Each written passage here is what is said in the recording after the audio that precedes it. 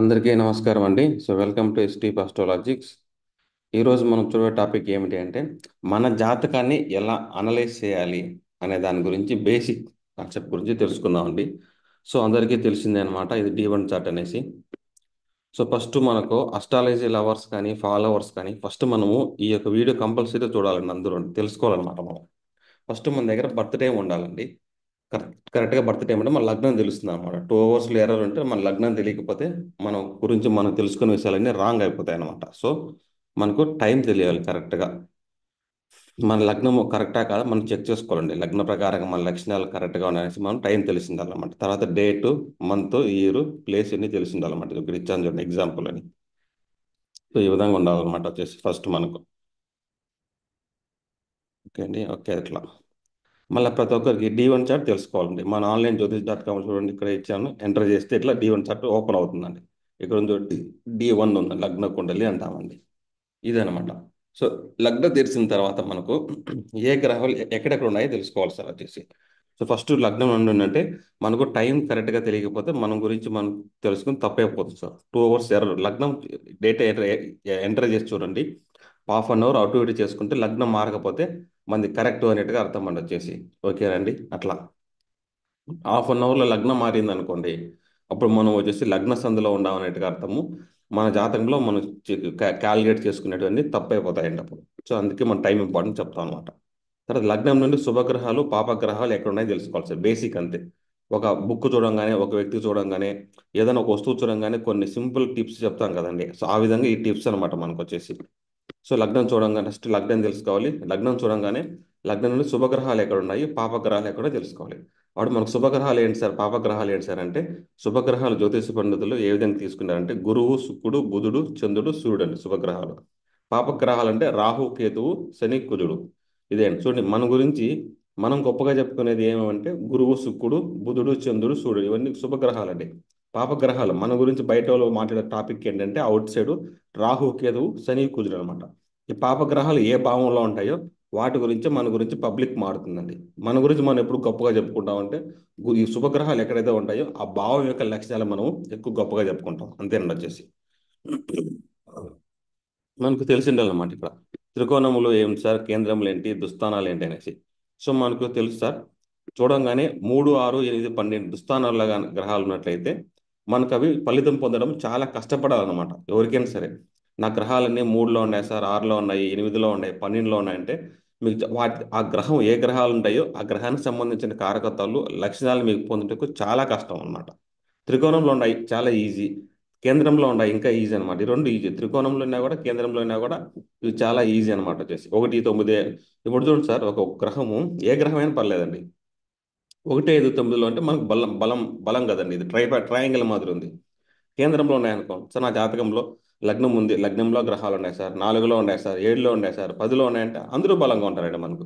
లగ్నం అంటే మనం బలంగా ఉంటాం, 4 అంటే అమ్మ బలంగా ఉంటుంది, 7 అంటే పార్ట్నర్ బలంగా ఉంటారు, 10 అంటే బిజినెస్, అన్నీ బలంగా ఉంటాయండి అట్లా.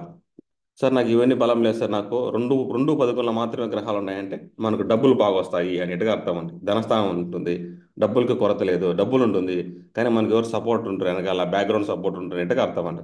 అట్లా అనమాట. అప్పుడు మనం లగ్నం నుంచి తెలుసుకొని మన రాశి ఏంటి ఇట్లా రాసుకోవాలి సార్. లగ్నం ఏంటి, రాశి అధిపతి, లగ్నాధిపతి. ఎవరైనా మీకు ఇంట్రెస్ట్ ఉండేవాళ్ళు ఇట్లా పేపర్లో తీసుకొని అన్ని రాసి మీరే క్యాలిక్యులేట్ చేసుకోండి సార్ వచ్చి. ఓకేనా.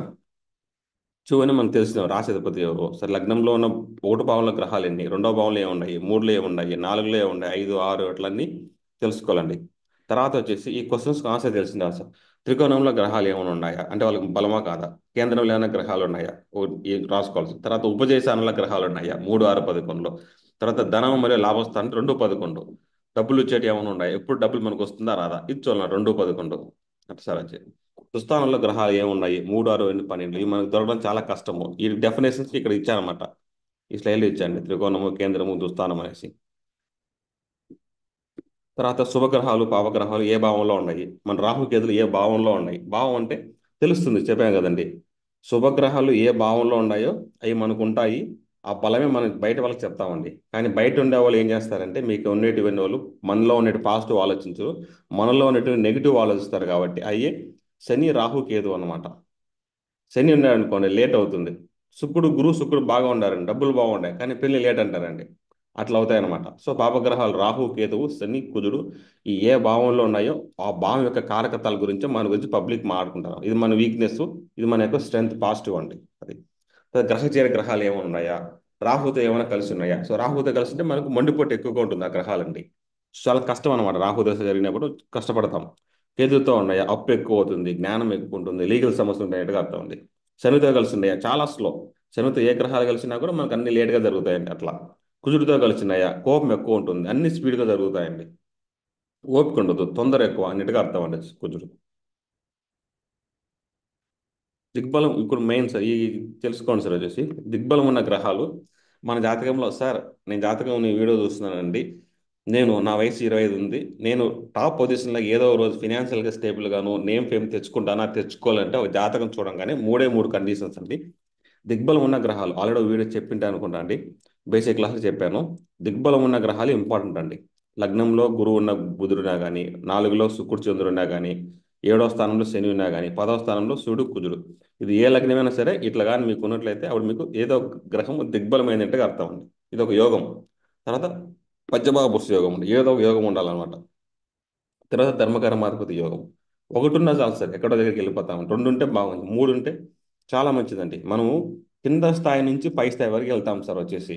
ఇవన్నీ మనకు అమ్మా నాన్న ఆస్తి సంపాదించి ఉండవు, మనమే సంపాదించుకునే యోగాలు ఇవన్నీ అనమాట. ఇవన్నీ మనము మన జాతకము కింద స్థాయి నుంచి పై స్థాయి వరకు మనం వెళ్తామా వెళ్ళలేమా అనేది చూసుకోవాలంటే ఈ ఖచ్చితంగా మూడు యోగాలు అయితే అందరిలో ఉంటాయండి వచ్చేసి. సో అది ఇంపార్టెంట్ అనమాట.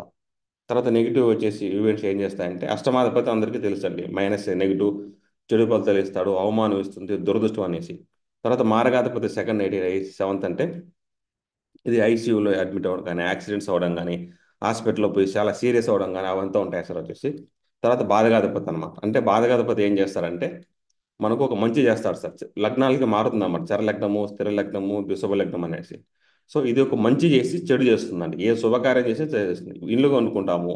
ఇల్లు కొన్ని రోజు ఏదైనా ఒకటి చెడు సంఘటన జరుగుతుందండి. ఒక 2 రోజులు డబ్బులు పోగొట్టుకోవడము.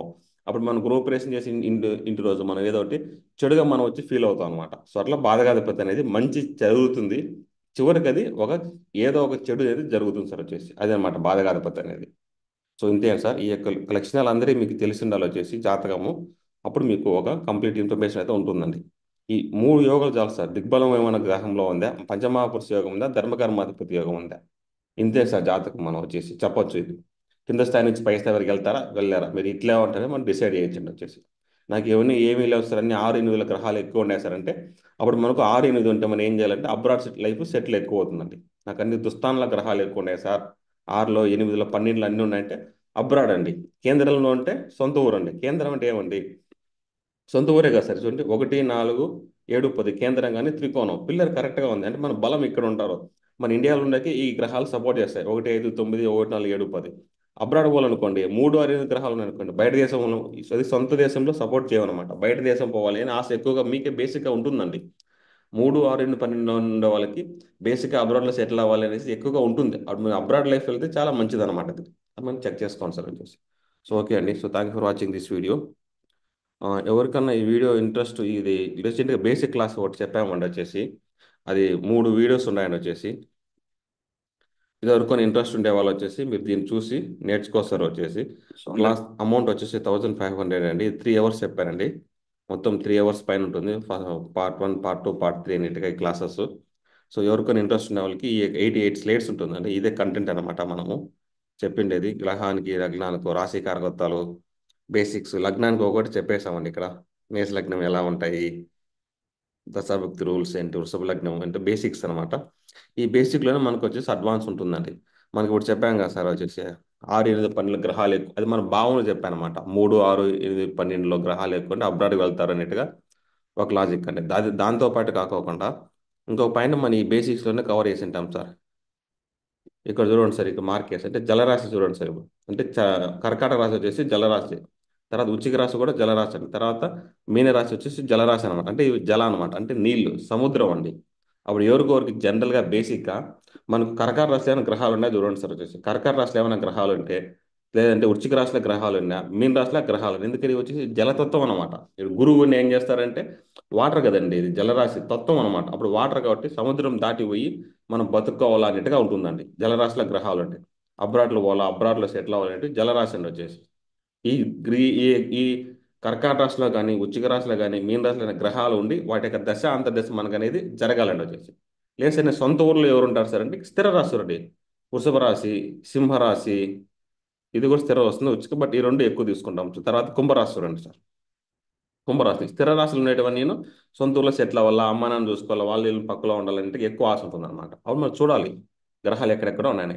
ఈ బేసిక్స్ నేను లీస్ట్ బేసిక్గా చెప్పాను, అడ్వాన్స్ లెవెల్లో కూడా చెప్పానండి. ఎవరికి ఇంట్రెస్ట్ ఉండే వాళ్ళు వచ్చేసి చూసి అయితే చేసుకోండి. So thank you for watching this video అండి. నేను దీన్ని అయితే క్లోజ్ చేస్తున్నాను.